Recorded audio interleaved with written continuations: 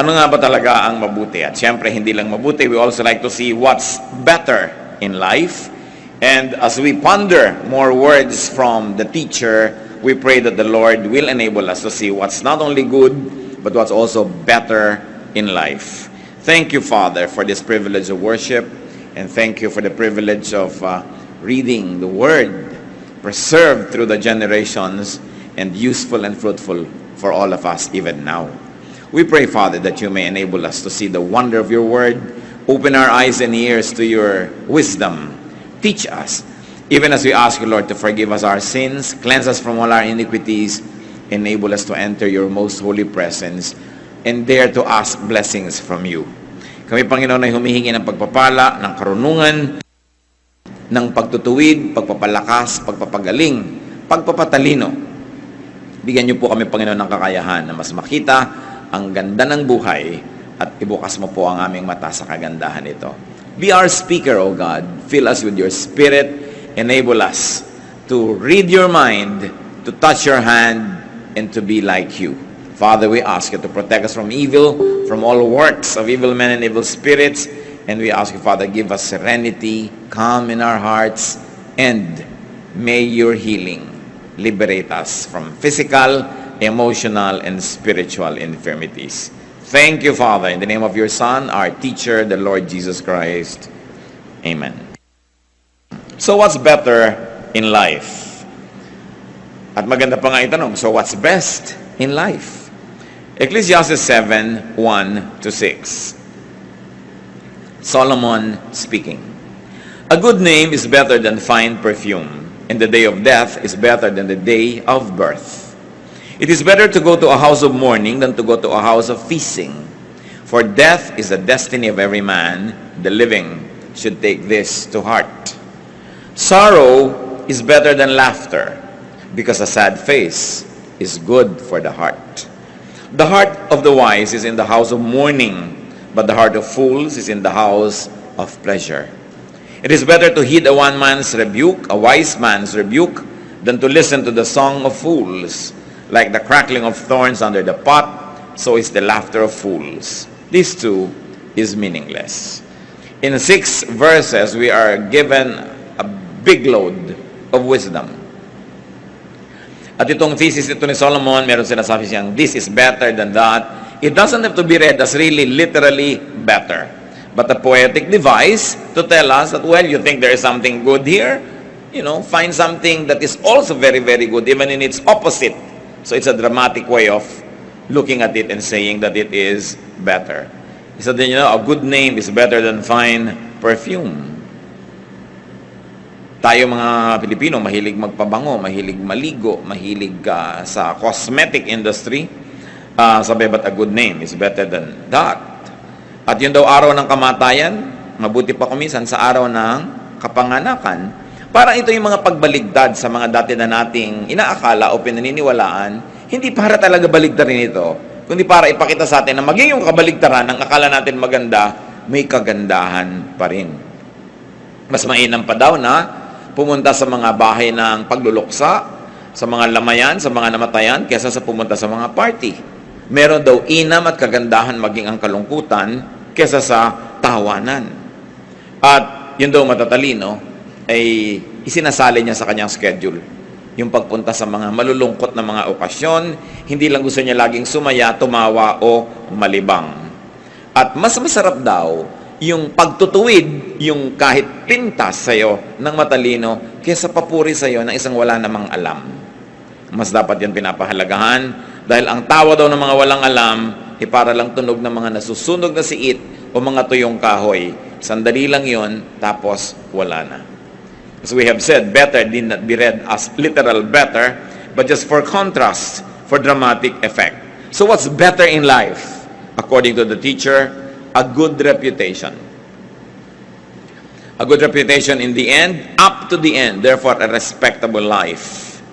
So that is better than what might be considered good, but destroys the reputation. Agad-agad, sumasalungat yan sa popular belief. Yung mga iba, hindi bali ng pangit na reputasyon ko, basta yumaman ako, o basta sumikat ako, o basta magtagumpay ako. Pero sinasabi ni Solomon, a good reputation is good, is better even. What else? Good dosages of sorrow. Yung tamang-tamang timpla ng lungkot daw sa buhay, maganda yan. Parang sweet and sour, sumasarap kesa sweet lang. No? Sorrow reminds us of our mortality. Ano ang napapala natin kung pumupunta tayo sa libing, sa lamay, sa mga namamatay o naghihingalo? Nakakalungkot yon. Pero at least naaalala nating tayo man may appointment with death. And if that alone is the profit we get from looking at death in the eye and mourning with those who are bereaved, then that's already a profitable experience.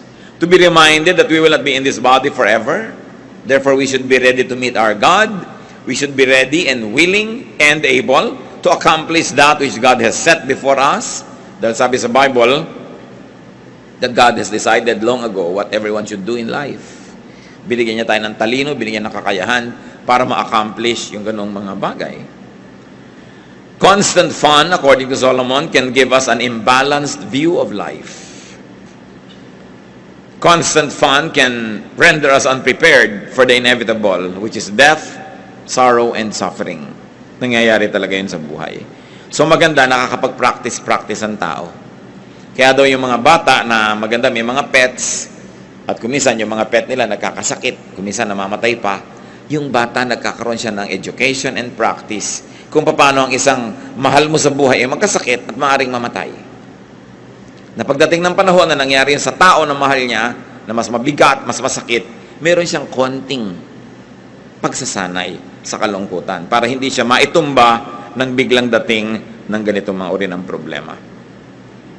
Sorrow offers inevitable hurdles and immediate goals. Pag ang tao may lungkot o may problema, meron siyang agad-agad na kailangan gawin.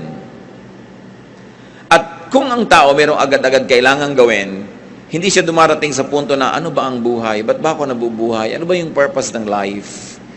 Kasi kumisan, pag dumadating ka sa mga ganong tanong at wala kang maisagot na magandang purpose ng life, nawawalan ka ng gana sa buhay. Pwede kang ma-depress, pwede kang mawalan ng direksyon.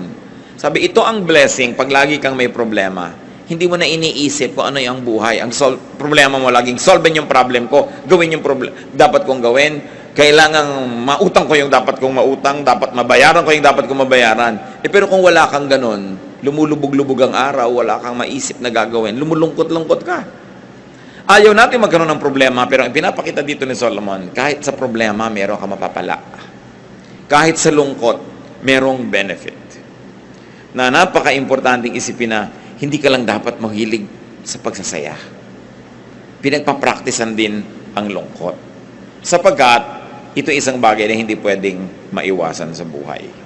Ecclesiastes 7:7. Extortion turns a wise man into a fool, and a bribe corrupts the heart.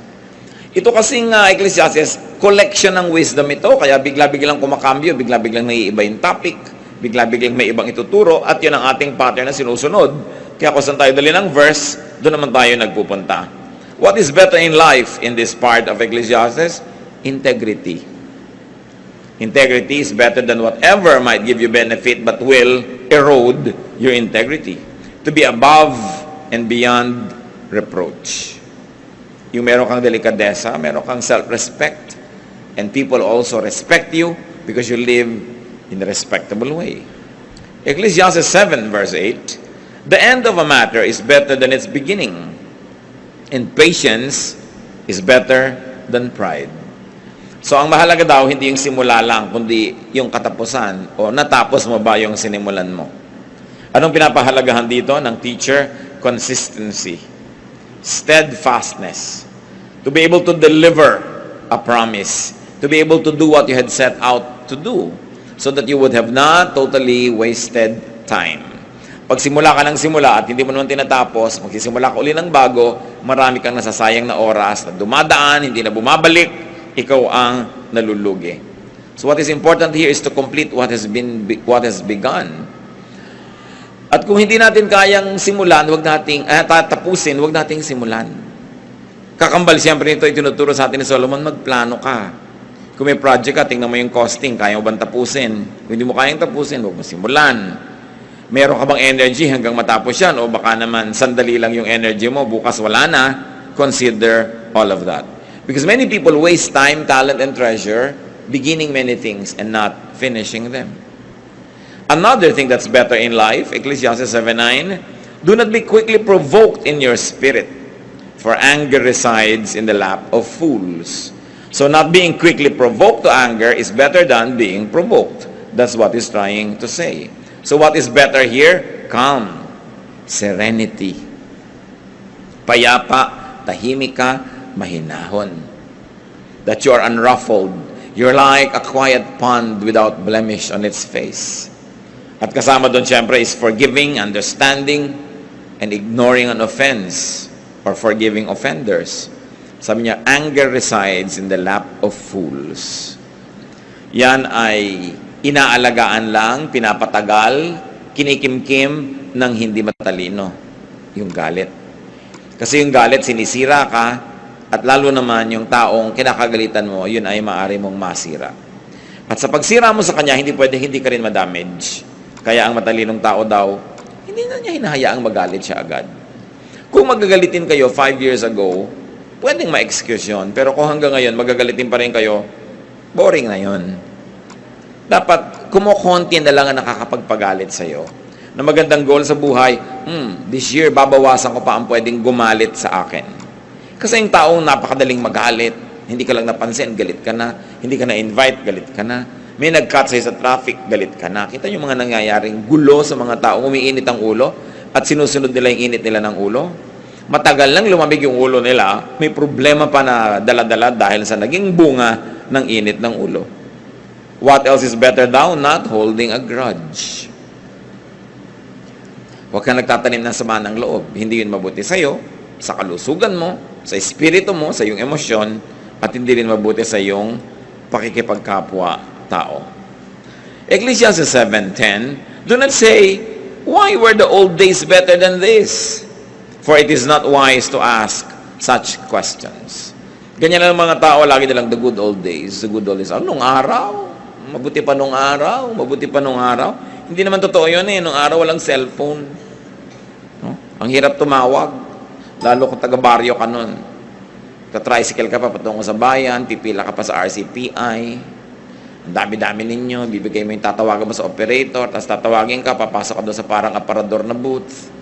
Nadidinig ka naman actually ng lahat ng tao doon, ano? Tapos, mamaya may nalimutan ka, pila ka na naman. Bago ka makatawag. Nung araw, kahit may telepono ka, may party line ka pa. Tapos, walang dial doon. Ngayon, kahit ka nasa banyo, nagsiselfone ng tao. Napakaraming madali. Natatandaan nyo ba nung araw, pag tinuturo kayo ng dentista, hanggang daliri nyo ang taba ng karayom, ang sakit. Ngayon, meron pang pre-anesthesia, anesthesia. Ang ginagawa ng buhay. Mga tao ngayon bumibili pa ng mga mineral water. Walang ganyang gastos nung araw. So, ibig sabihin, may ginagastos. No? Kasi may pinagkakagastosan, may ginagastos. Hindi katulad nung araw. Oh, good old days, good old days. Kasi pag sinabi nyo yon, lagi, lulungkot lang kayo. Dahil ang hinahabol nyo, yung tapos na. What Solomon is saying is it's better not to complain and not to compare the present unfavorably with the past. Do not keep on finding faults with what it is. Because you will only become sad. It would diminish enjoyment. It would diminish your appreciation of the here and now. And then you'll only be sadder. Dapat bilangin mo yung mga blessings mo. Sit down and count your blessings. Kung kayo nung araw ay nagtatype, pag nagkamali kayo, lalo may carbon paper, 5-6 na kopya yon, i-snowpickin mo isa-isa. Pagkatas uulit-ulitin mo. Nung araw, pagka nag-layout ka ng magazine, ginugupit mo talaga yung papel, talagang cut, paste, literal, no? Ang dali-dali ng buhay ngayon, maraming comforts, at saka sobrang nade-democratize. The comforts you have, for instance, in texting, kahit kabalot vendor, not even the Caesars of Rome had them, no? At kumisan, kung nakaka-afford ka kahit konting air conditioning, not even the emperors of Rome, or the pharaohs of Egypt, were able to air condition their bedroom. Maraming dapat ipagpasalamat ang tao. Ngayon, yung May nalulun ka na kung ano, nung araw, iintay mo na lang mamatay ka. Ngayon, na-opera ka, natatanggal yung nilulun mo. Kaya nung araw, matagal ang yung naghihingalo. Yung mga lola ko, naghihingalo, 3, 4, 5 days, yan ang kwento ng mga tao. Paano? Talaga inaantay nung may sakit na mamatay siya. Pero ngayon, ginagawan mo yan ng paraan. Sabi ni Solomon, don't always say the good old days were better. Nababawasan ang appreciation mo sa improvement ng humanidad at sa blessing ng tao sa ating kabihasnan, sa blessing ng Diyos sa tao. Ecclesiastes 7:11-12, wisdom, like an inheritance, is a good thing and benefits those who see the sun. Wisdom is a shelter, as money is a shelter. But the advantage of knowledge is this: the wisdom preserves the life of its possessor. So may dalawang shelter na sinabi dito, wisdom and money. Hindi sinasabing walang kwentang shelter ang money. Maraming nagagawa ang money, so you make a lot of money. Ngayon, kung ayaw niyong itago, ibigay niyo sa akin. O ibigay niyo sa mga mahal niyo sa buhay. But produce wealth. Because money is a shelter. So niya, advantage yan. Pero alam niyo, mas advantageous ang wisdom. Because wisdom preserves life. It is possible that money can actually destroy life. Alam niyo yung mga biglang tumatama sa mga loto, mga biglang nagkakapera, kung minsan napapahamak. Wala silang practice yumaman eh. Pero ang dami nilang practice humirap. No? Kaya mas hiyang sa kanilang kahirapan. Mas magsusurvive sila na mahirap kaysa mayaman. Maraming mga tao hindi nagsusurvive na sikat. Pero nung hindi sikat, buhay sila. So sabi, huwag mong sinisisi ang nangyayari sa buhay. Huwag mong isinusumpa ang buhay mo dahil kino-compare mo sa iba. Hanapin mo lagi yung advantage ng iyong pagiging iyo at ikaw. Kasi lagi yan merong advantage. Kung minsan yung mabuti pa yung naglalakad na walang pera, hindi na hold up, hindi na sasaksak. Kung ikaw may pera, na-hold up ka pa. Kaya sabi, wisdom preserves the life of its possessor more than money. But of course, money also does preserve and prolong life. Diba? Mahirap siyempre patayin yung may pampa-hospital. Mahaba talaga buhay niyan. Kaya, iniisip mo yung mga ganyan. Gusto mo humaba ang buhay mo, pagka kailangan kang operahan, may pampa-opera ka. Because money is a shelter. Napakasarap basahin si Solomon eh. Kasi hindi kanya tinatambakan ng kutakot-takot ng mga maraming theology, ng ending, magsasuffer ka pala. Siya pinapawalan kanya sa mga pagdurusa, tinakalaga niya yung gapos mo, niluluwagan niya yung mga tali para yung buhay mo mas guminhawa. So what is better here according to him? Wisdom over money. But it doesn't mean that money is bad. The love of money is what is evil, not money itself. Ecclesiastes 7:13, consider what God has done. Who can straighten what He has made crooked? Hinahanap ni Solomon at ipinapakita sa atin yung mga kamalian natin, kaya nababawasan ang saya sa buhay. At iminumulat niya yung ating mata para dumami ang dapat natin ikasiya. At isa daw dito is the appreciation of the unchangeable. That's what's better in life rather than always rejecting and trying to change the unchangeable. Ang sinabi niya, who can straighten what He has made crooked? Kung ano daw ba ang niliko ng Diyos, pwede mong ituwid? O ang kanyang itinuwid, pwede mong iliko? Hindi. So, ang taong sasaya sa buhay, yung itinutuwid, yung pwedeng ituwid, at tinatanggap na lang na liko, yung liko talaga. Lalo, hindi mo kayang baguhin.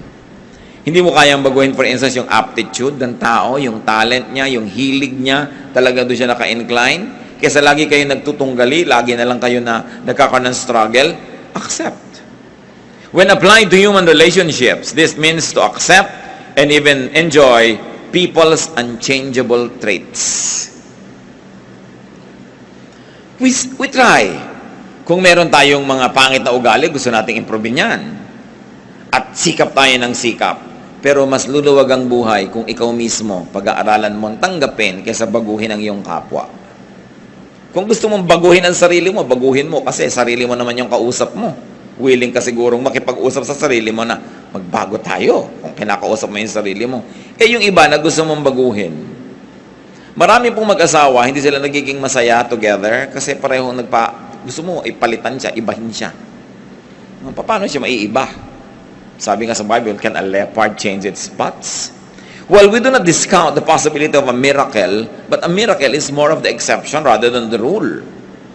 Kaya kung yung mahal mo sa buhay, anak mo, kapatid mo, asawa mo, mayroong mga ugali, may mga katangian na sa tingin mo ay kapintasan, masasaya ka kung pag-aaralan mo yun at tanggapin. Kung meron kang gustong baguhin, ang baguhin mo yung attitude mo. Kasi meron kang control doon, but you have no control over other people. Of course, if those people will also change themselves with God's help, then it becomes a lot easier. But you changing somebody else, it's going to be a struggle. Somebody will always win and somebody will always lose. And you know what losers do? They get out of your life or they kick you out of their life. Kasi they always lose. Kaya kung gusto nyo matagal na magkasama ng mga minamahal mo sa buhay, yung walang patakarang pagtanggap, mahalagang pag-aralan.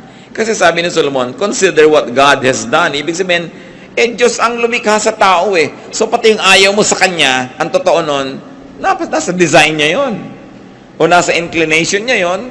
Kung yun ay hindi talaga maganda, dapat pagsikapan niya. Pero ikaw, kahit anong gawin mo, hindi mo siya mababago. Magkakaroon lang kayo ng hidwaan. So a powerful source of happiness here is not having people the way you want them, but a good attitude. That you take people for what they are. Ecclesiastes 7:14, when times are good, be happy. But when times are bad, consider, God has made the one as well as the other. Therefore, a man cannot discover anything about his future.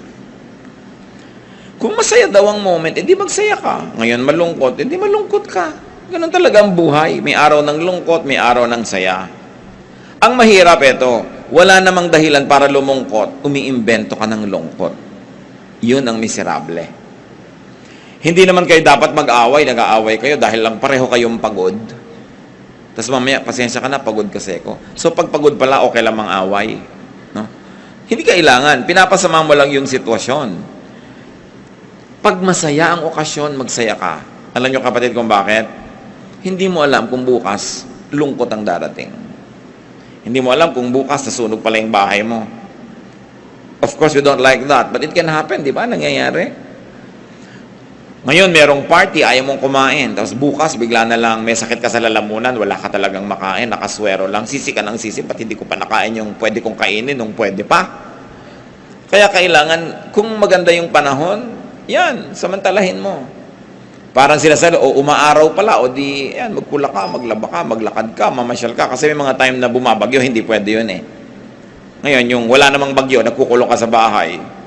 Pagdating ng bagyo ngayon, nagsisisi ka, ba't ba hindi ako nakalabas-labas nun? Ang practical ni Solomon, ang sarap-sarap niyang kasama. Ang sarap-sarap niyang teacher, buti na lang siya yung the teacher, Ecclesiastes. Ibig sabihin, the teacher. It was derived from that root word. Pag siya yung teacher, hindi kanya puro tinatambakan ng pagdurusa at hirap, no? Sinasabi niya sa inyo, itong gawin mo. At huwag niyong tatawaran si Solomon. Siya ang pinakamatalinong tao. Siya ang binigyan ng Diyos ng superior na katalinuhan, kaya dapat natin siya pakinggan. More than some religious leaders, no? More than some preachers na ang lagi nilang gino-glorify is suffering. Puro na lamang na magdusa ka, magtiis ka, huwag kang kumain, mag-fasting ka. But there's nothing wrong with that. But sabi ni Solomon, for everything there is a season, a time for every matter under heaven. So wise people are to enjoy good times. And they are to ponder bad times. Pag daw malungkot ang panahon, ang dapat mong gawin, magbulay-bulay. Mag-isip-isip. Anong iisipin mo? Bakit kaya malungkot? Meron kaya akong pananagutan o kontribusyon sa lungkot na ito? At pag nasabi nating meron, pag-aralan mo, paano ko kaya hindi na ito uulitin para huwag uling magkaroon ng ganitong klase ng lungkot? So, kahit yung lungkot mo, nagkaroon ng lesson. At kung may lesson yon, may benefit kahit yung kalungkutan. Ang mahirap, laging may lungkot pero hindi mo nalalaman kung bakit hindi ka man lang kasi nag-iisip. Nagkakaproblema. Anong benefit?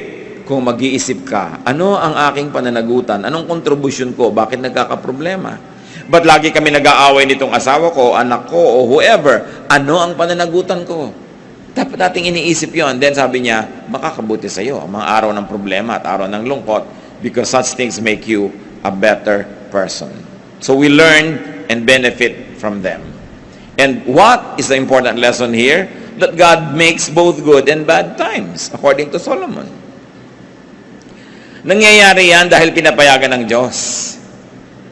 May nangyayari na talagang nililikahan ng Diyos na mangyari. God causes them to happen. Pero may mga nangyayaring pinapayagan ng Diyos, God allows them to happen. In both cases, nothing can happen without God's permission. Because God is sovereign.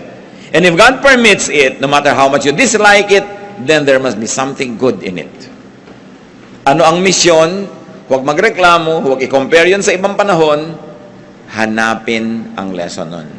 Then you will be better. At bakit daw yung ginagawa ng Diyos?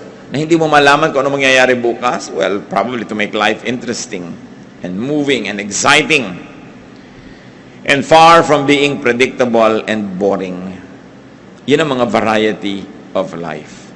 And since God makes both good and bad times, pwede nating masabing walang bad times. Dahil pwede mong pakinabangan yon, pwede yun magbigay sa'yo ng lakas, pwede yung magbigay sa'yo ng perspective, ng understanding of other people, ng compassion. Therefore, bad times did you good. Kailangan you turn every disadvantage to an advantage. Because the believers of God are incurable optimists. We see the brighter side of things. Because when God causes it or allows it to happen, we can learn something from it. In the fourth line, both the good and bad event should be expected, accepted, and much can even enjoyed. Ecclesiastes 7:15-18. In this meaningless life of mine, I have seen both of this: a righteous man perishing in his righteousness, and a wicked man living long in his wickedness. Sabi niya, alam niyo, may napansin ako sa buhay. May mga matutuwid na tao na mamatay dahil matuwid sila.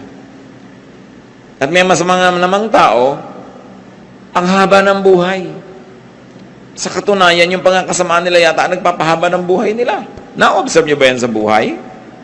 So sabi ni Solomon, verse 16, do not be over-righteous, neither be over-wise. Why destroy yourself? Do not be over-wicked, and do not be a fool. Why die before your time? It is good to grasp the one and not let go of the other. The man who fears God will avoid all extremes. I wonder if this is the first time that it has crossed your mind. The wisest man on earth, gifted by God with superior and excellent wisdom, says, do not be over-righteous. Okay, magandang banal, pero huwag kang super banal. Sabi niya. Magandang matalino, pero huwag kang super talino. Halos wala ka nang ma-enjoy sa buhay pag ganyan ang ginawa mo.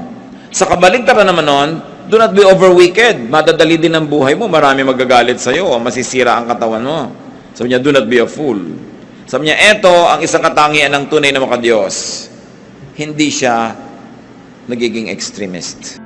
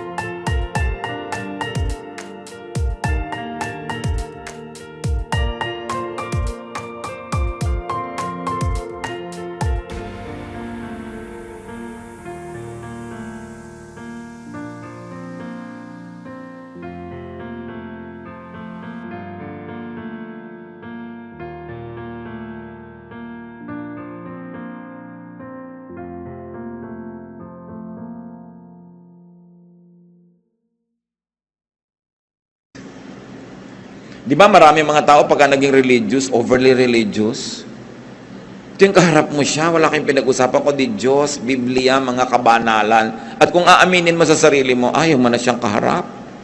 Nalakakasan, na ang topic niya. Meron naman over the weekend, walang pinag-usapan ko di yung mga pinatay niya, o kung ilan ang kulasisi niya, o anong mga kasalanan niya. Hindi rin nakaka-edify. Sa niya, alam niya, ang tataong totoo, may konti ka nito, may konti ka nun, talagang nadadapa ka, tumatayo ka, meron kang konting kabutihan, may konti ka rin kasamaan, part ng pagkatao mo yon. Sabi niya, ang sino man natatanggapin na ganyan, talaga ang totoo, ikaw lang ang magkakaroon ng peace with life. Na hindi mo ina-expect ang mga tao to be perfect. No? At ang kabaligtaran niyan, because nobody could be perfectly good, nobody is also perfectly evil. Hindi mo pwedeng ibuntun sa isang tao lahat yung kasalanan at lahat ng pagsisi. May mabuti rin dyan. Alam niyo, yung kuminsan yan ang hindi maganda sa mga pelikula, yung may bida at kontrabida. Talagang yung bida, saksakan ng bait. Tapos yung kontrabida, saksakan ng sama. Sa totoong buhay, walang ganon. Inside everybody, there's some bad and there's some good. And what God likes us is to develop the good so that it becomes better. And to develop the bad so that it becomes good. But this is one thing with God. Saan ka man niya abutan, nandun ka sa good, sa better, sa best, sa bad, sa worst, mahal ka pa rin niya. And God is great at restoring people. Kung ang taas-taas ng espiritualidad mo, mahal na mahal ka ng Diyos, bumagsak ka, nandito ka, magdasal ka sa Kanya, lumapit ka, andito pa rin siya. Nasamahan ka niya, aakayin ka niya uli, umakyat. Kahit saan ka naroon, abot ka ng Diyos. Kaya dapat ganoon din ang attitude natin sa mga tao. Kahit sila naroon, inaabot natin. Kung ano man ang level ng kanila espiritualidad, ng mga religiosity, intellect, we reach out to them because that's the example given to us by God. Huwag tayo maging overly good. Meron kasing judgmentalism that goes with exaggerated goodness. That you no longer are able to tolerate those who are not as good as you. Kaya ang nangyayari nun, nagiging bad ka na rin because judgmentalism, self-righteousness are both considered to be bad attitudes and behavior. Ano pa mga ironies po ang na-observe ng teacher? Tulad ng binanggit natin that good people could die in spite of and sometimes because of their righteousness. Nakikita yung mga sineselebrate nating heroes dahil na-righteous, nagligtas naming buhay, nalunod tuloy siya. So, hindi natin sabing mali ang ginawa niya. Pero ang kinamatay niya, hindi dahil sa kasamaan, sa kabutihan. Di ba? So, kung gagawin mo yung kabutihan, kinamatay mo yung pagiging mabuti, huwag mo sisihin. Kasi wala siyang ipinangako na pag gumagawa ka ng mabuti, lalo kang mapapabuti. Kuminsan nga, napasama pa yung kalagayan mo dahil gumawa ka ng mabuti. Nakita niyo sa ating pamahalaan yun, nagbibisto ng mga corrupt, sila nakukulong. Hindi natin sasabing maling ginagawa niya, pero pag gumagawa ka ng mabuti, don't expect na laging magiging mabuti ang bunga. Tapos yung mga gumagawa ng masama, yumaman, nagkaroon ng ganito, nagkaroon ng ganyan, nagsinungaling, nagbribe ng huwes, nakalaya. Sabi, hindi lahat ng gumagawa rin ng mali, napaparusahan. Ano ang ibig sabihin dito ni Solomon? Huwag niyong hanapin ang hustisya ng Diyos na makita niyo buong buo dito sa buhay na ito, this side of eternity.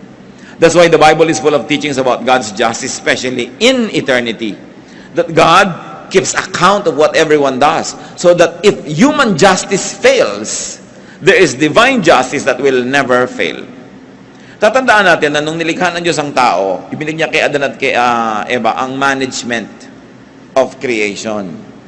So dapat ang creation, ang mga creatures, ang mga hayop, ang kalikasan, at maging ang mga kapwa-tao, dapat i-manage mo mabuti the way God would manage if He was a manager Himself.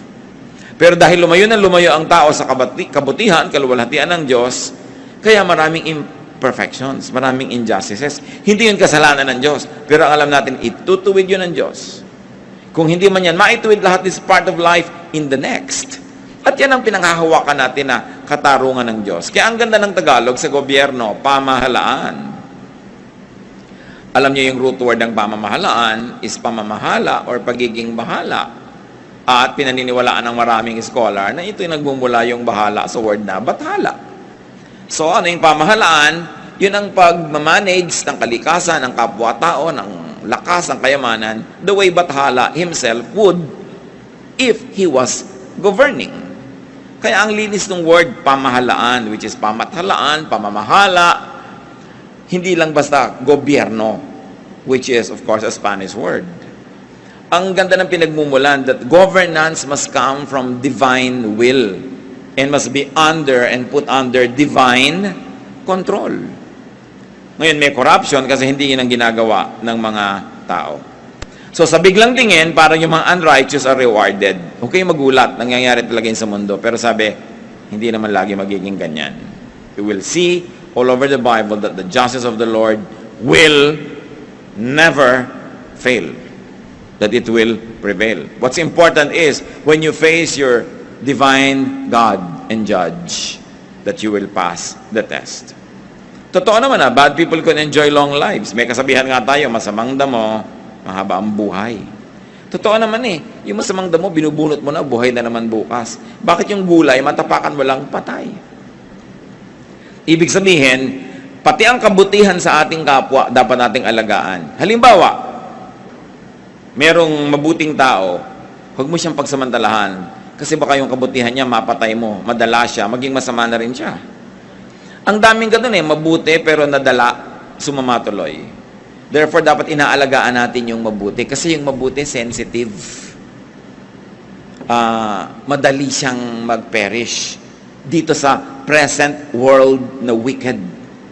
Kaya kung may nakikita ka mabuting ugali na isang tao, mahalin mo yun, inorish mo. May mapagbigay, bigyan mo rin siya. Hindi yung tanggap ka lang ng tanggap. Dahil mamaya makakahalata rin yan. So mawawala na yung pagiging mapagbigay niya.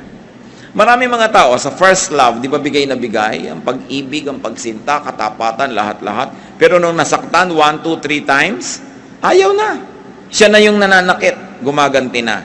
Kaya dapat inaalagaan natin yung mabuti. Pag nakita mo, ang buti ng kapatid ko na ito, hindi ko siya aabusuhin.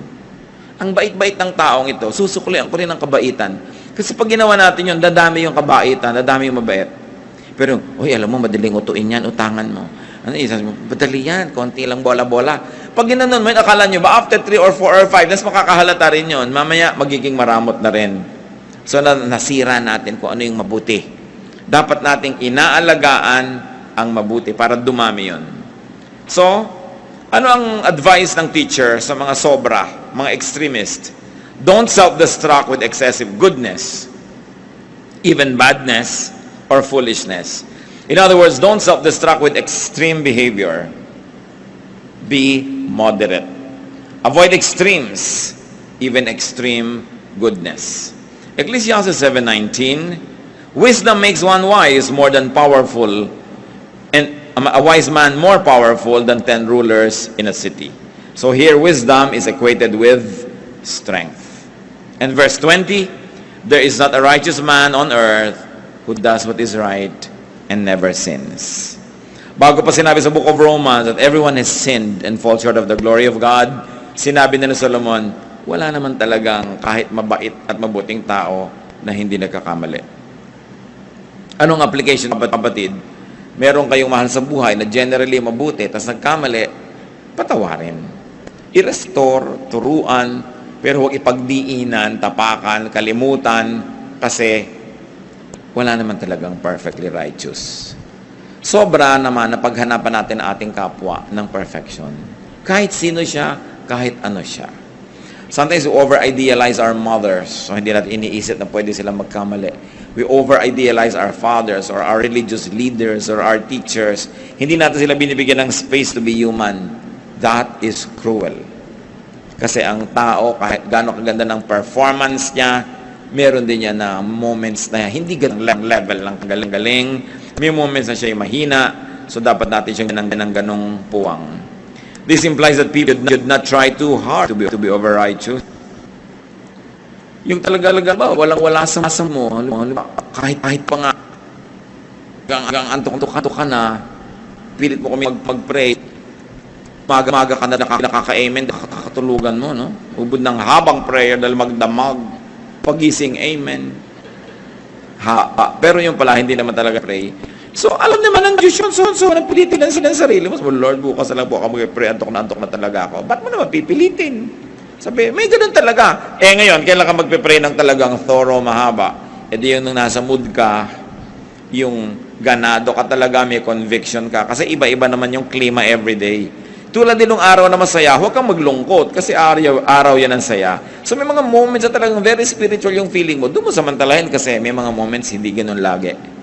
So doon sa mga moments na nagsasaya ka, nagdadasal ka, ang ganda ng fellowship mo sa Lord, parang bangko, nakakapag-deposit ka. Dumadating yung time na tigang ka sa espiritu, may mai-withdraw ka man lang dahil may pinagbubunutan ka ng goodwill between you and God. So respect the times and the seasons. People should accept other people's imperfections. Don't expect too much from yourself and from others. In other words, relax. Sabi nga nila sa Hawaii, hang loose. Relax ka lang. Huwag ka masyadong serious sa buhay kasi hindi naman laging nakakasolve ng problema yung pagiging serious. Kadalasan nagdadagdag pa yan. Ecclesiastes 7:21-22, do not pay attention to every word people say, or you may hear your servant cursing you. For you know in your heart that many times you yourself have cursed others. May mga kilala po akong tao, very sensitive. Pag may nadidig na silang pintas o comment tungkol sa kanila, talagang dinaramdam. Pero dapat huwag tayo maging ganon. Sabi ni Solomon, do not be too affected by people's talk. Huwag mong ipagtanong, i-research, hanapin ang lahat ng sinasabi ng tao tungkol sa'yo. Sabi, sigurado, malalaman mo yung mga katulong mo, minumura ka. Alangan mang love ka nila. Liban na lang talagang sobrang lovable ka. So, ine-expect mo na yon. Nagagalit to sa akin, ginising ko dahil inutusan ko. Masama ang loob nito dahil ganito, dahil ganon, hindi ko pinabali. Pagka tinanggap mo na ganon yon, hindi ka na masyadong mag-expect. So, pag nangyari nga, hindi ka masyadong nasasaktan. May isa pa pang dahilan, mga kapatid, kung bakit hindi tayo dapat masyadong serious sa mga nadidinig natin laban sa atin, na sinasabi ng iba. Because many words are not seriously meant. Sabi ni Solomon, ikaw naman, alam mo rin na madalas nagsasalita ka rin ng pangit tungkol sa iba. Pero hindi mo naman talaga mean. Halimbawa, kung alam lang ng nanay nyo ang lahat ng sinasabi nyo sa kaibigan nyo tungkol sa kanya, baka kayo isumpa. Di ba may mga ganun? Hindi lahat Kung alam lang ng husband ang lahat ng sinasabi ng misis niya tungkol sa husband, pagkasama yung best friend. Kung alam lamang ng anak, kuminsan ang sinasabi ng magulang tungkol sa anak, sa iba ring magulang, marami tayong sinasabi na hindi maganda laban sa kapwa natin kahit mahal natin sa buhay. But we don't feel guilty. You know why not? Because many times, hindi naman talaga heartfelt yon. Parang humihinga-hinga ka lang, sinasabi mo lang, pero hindi naman talaga ganun. Talagang, pag nalunod yun, sasagapin mo rin dahil mahal mo pa rin sa buhay kahit may reklamo ka. So, ang sinasabi dito nitong si Solomon, pag may nadinig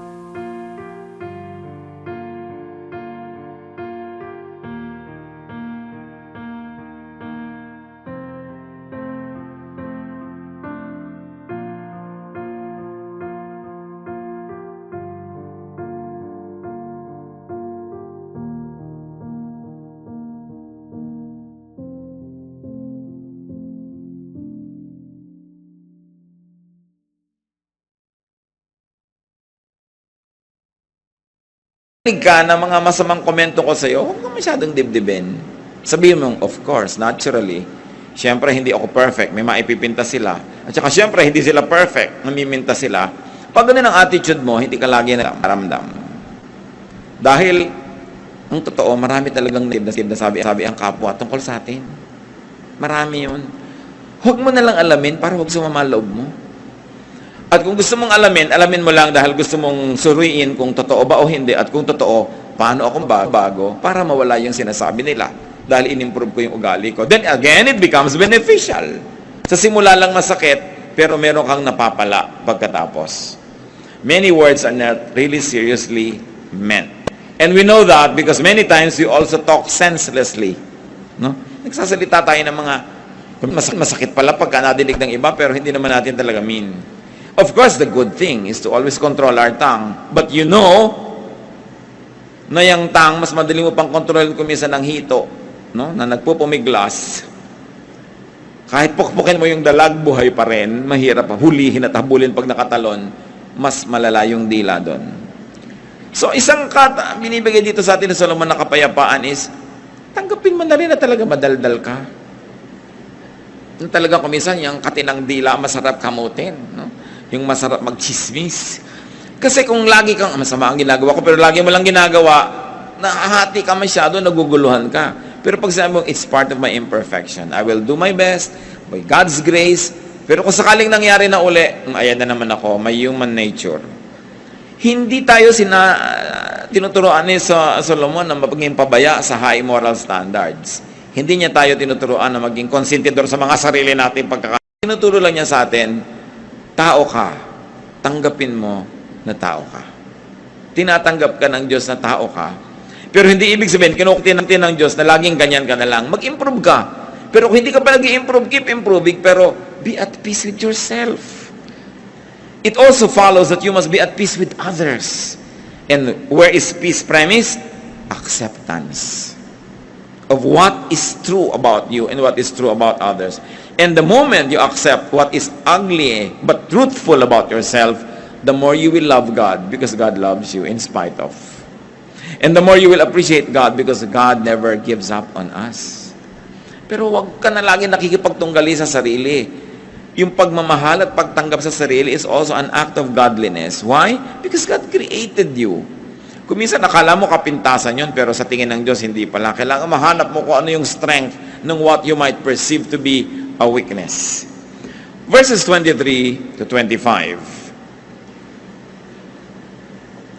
All this I tested by wisdom, and I said, I am determined to be wise, but this was beyond me. Whatever wisdom may be, it is far off and most profound. Who can discover it? So I turned my mind to understand, to investigate and search out wisdom in the scheme of things, and to understand the stupidity of wickedness and the madness of folly. So the teacher tried to study and make sense of life. Did he find any sense? Verses 26 to 29. So I find more bitter than death the woman who is a snare, whose heart is a trap, and whose hands are chains. Yung mga nagbabasa nito, lalo yung sexist naman ni Solomon. The man who pleases God will escape her, but the sinner she will ensnare. Look, says the teacher, this is what I have discovered. Adding one thing to another to discover the scheme of things. While I was still searching but not finding, I found one upright man among 1,000, but not one upright woman among them all. This only have I found. God made mankind upright, but men have gone in search of many schemes. Maraming mga babaeng naguguluhan dito, at mga lalaki rin naman. But sinabi ni Solomon, first of all, read this as it is. Do not fault Solomon or apologize for him. He is a product of his time. No? May mga context talaga ang paningin nila nun sa mga gender. But, I have a suggestion on how to read bad woman. Sabi niya, ang pinakamalalang mangyari ay yung meron ka maengkwentrong bad woman. Sabi niya, yung bad woman, wala kang pag-asa. Pagkaya nang dumating sa iyong buhay. Sabi niya, talo ka, sira ka. I propose it to be read this way. That Solomon being a man, for him a man means one's strength. But for him, a woman is probably one's weakness. Weakness si Solomon, women eh. Alam niya naman ba? Diba? Buli-bulibo yung mga asawa. Ang dami tala.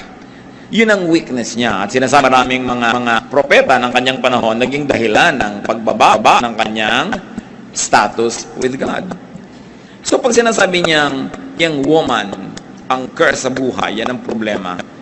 he could mean that one's weakness is trapped. Like a woman trapped to a man whose weakness is a woman.